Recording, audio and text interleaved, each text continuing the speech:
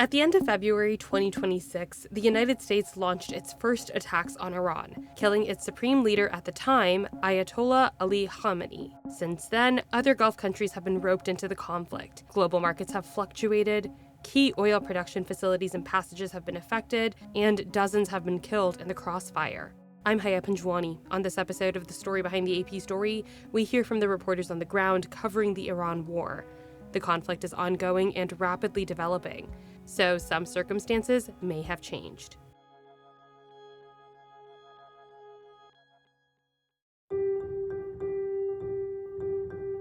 Hi, my name is Joe Fetterman. I am the AP's news director here in Jerusalem. I have been based in the city for over 20 years and been through a number of wars. My name is Bassem Amroui. I'm an Associated Press reporter based in Beirut. I'm currently in the Iranian capital of Tehran. The country is affected in many ways. You can probably see the streets are quite quiet. Many things have come to a standstill. Schools have been closed for over a month. Many people are either not working or working from homes. There's a lot less traffic on the streets, and public gatherings have been banned. Since we arrived in early April, there have been almost daily airstrikes on the capital as well as other parts of the country, while Iran had been firing rockets and missiles into Persian Gulf nations as well as into Israel.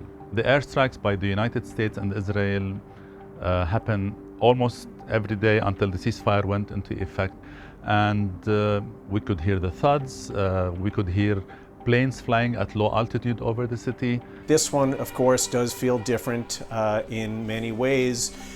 Prime Minister Benjamin Netanyahu has been building up Iran, or has looked at Iran as the number one existential threat to Israel for years, for decades, and we have been building up toward this war for a long time, for many years, and now it is finally upon us. Now, because Israel's been dealing with these threats for so long, there are many shelters, either public shelters nearby. Here in our building, in our bureau here in Jerusalem, we run downstairs to the basement and there is a public shelter for the building. So for example, my apartment, I have something like that. I can run in, even if it's the alarm's at 3 in the morning, we can run inside and huddle in there for a few minutes, but not everybody is lucky enough to have those in their homes, so many people have to run outdoors to public shelters. We have seen scenes of people even moving into shelters in Tel Aviv. You see people sleeping in tents and sleeping bags inside some of these shelters, and there's almost this whole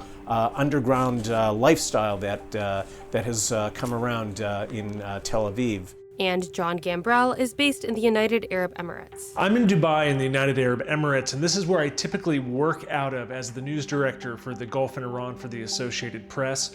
And this war has really changed a lot, and one thing that really stands out is the fact that Dubai has always been viewed as sort of a safe corner of the Middle East through the US invasion of Iraq, the war in Afghanistan. It was viewed as a safe haven, tax-free environment for people from all over the world to take advantage of and to live and make money, and also help these state-backed industries in the UAE. Now, since the war began, we have seen a flux of people go out of the country. Some people have remained. The streets are a lot emptier than normal.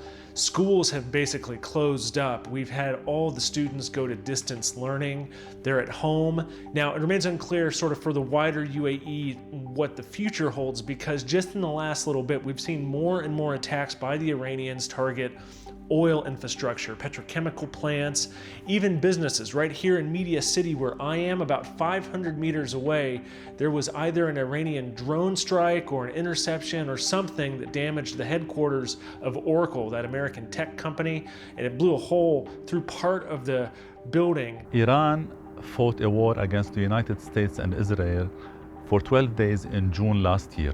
And the war that started on February 28th is the second war within less than a year. We see that the streets are not as full as usually they are. You could cut through the city without passing through road jams.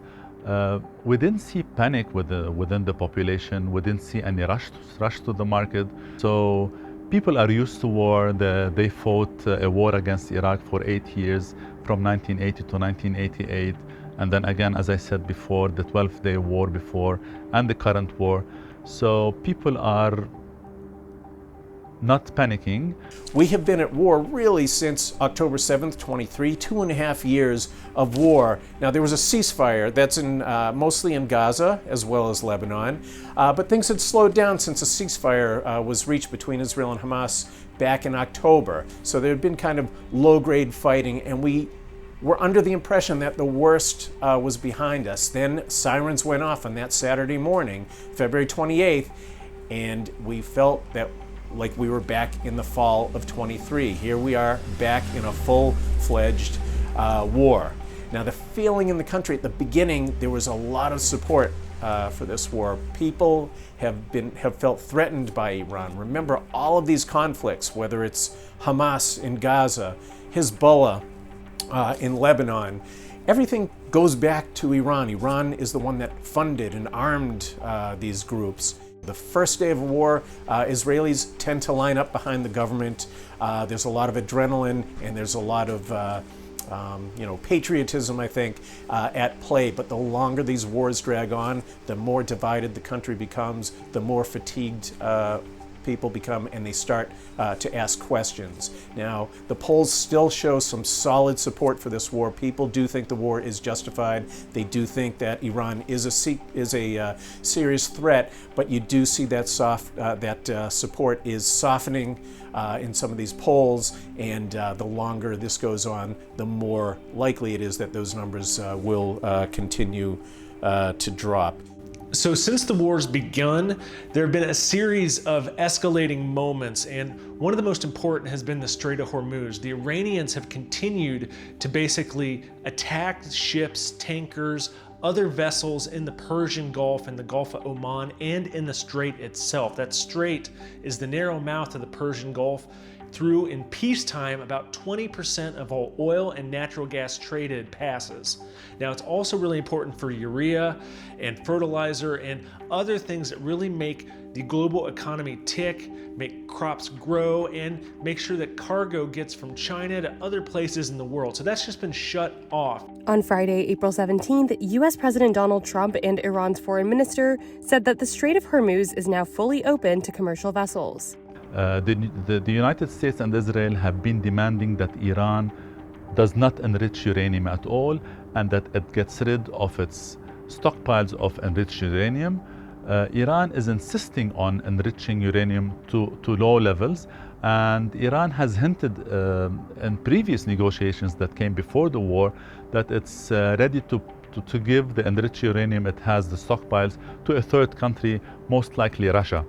The war that started on February 28 did not only affect the region, it affected the whole world economy.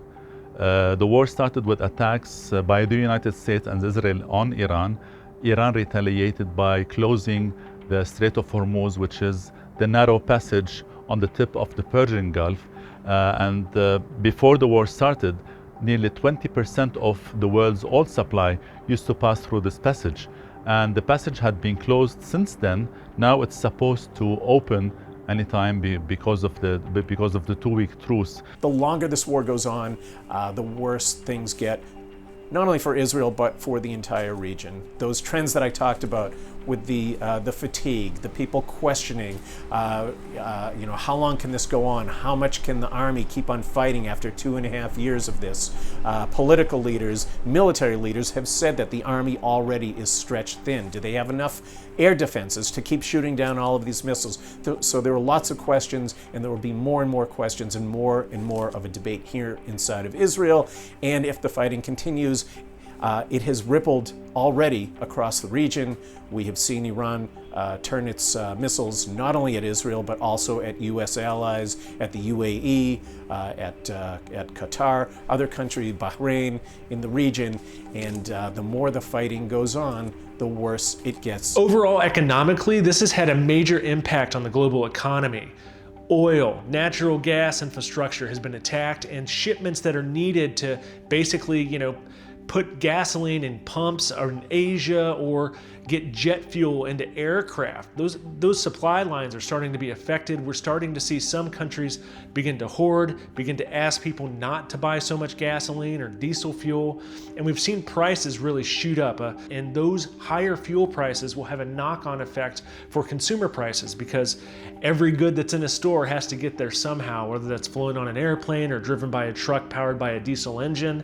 So this will have a knock-on effect for people. And in the United States particularly, gasoline prices have long been associated with political turmoil. The Trump administration knows this. It keeps trying to say that it's working to keep the gasoline prices down by pumping oil in America. American oil production is up, but the global market still determines sort of the overall price, so that still has a major impact. And even if the war stopped right now, you would still need to rebuild all of this broken and damaged natural gas infrastructure, especially in Qatar, as well as oil facilities, refineries, petrochemical plants. All these things would have a long tail of needing to get repaired and then get back into service. So these economic disruptions could last for a long time. Any war that happens in this part of the world affects the whole world. There are huge oil reserves in this region, and as it's known, Iran retaliated not only by closing the Strait of Hormuz. Iran fired rockets and missiles and drones into oil-rich countries such as the United Arab Emirates, Saudi Arabia, Kuwait, Qatar. So it's a very, very dangerous conflict. And God forbids, if the war breaks out again and the ceasefire collapses, we're going to feel it more and more, and inflation is expected to rise. So the repercussions are massive to the whole international community, to the whole world, not only to the region. The last thing is, what I've learned in over 2 decades here is you should always take a look at the Israeli domestic sphere as well. What does this all mean for Netanyahu? Now, if things had worked out the way that he wanted, most likely this would have been a very quick, decisive victory for Israel. That would have cleared the way for him to declare victory over Iran and hold a new election where he might be positioned to win another term in office. His ratings have gone down since those October 7th attacks. A decisive victory over Iran would clear the way or improve the chances of Netanyahu winning another term in office. But again, that hasn't happened so far. He's running out of time because his term currently ends in October. Now, he has the option of declaring early elections, but he would only do so if he feels that he has a chance of victory. So if there's a decisive victory, if there's a quick victory over Iran, that improves the chances of an early election and another term for Netanyahu. But the longer this drags on, those odds go down for him, and then he is forced to go into an election when not only are the memories or the images of this recent war still fresh in people's heads, but it will also be close to the anniversary of that October 7th disaster, so that could also work against Netanyahu. This has been the story behind the AP story. For more on our coverage of the Iran war, visit apnews.com. For more episodes of this show, visit our website, AP News' YouTube channel, or wherever you get your podcasts. Thanks for listening.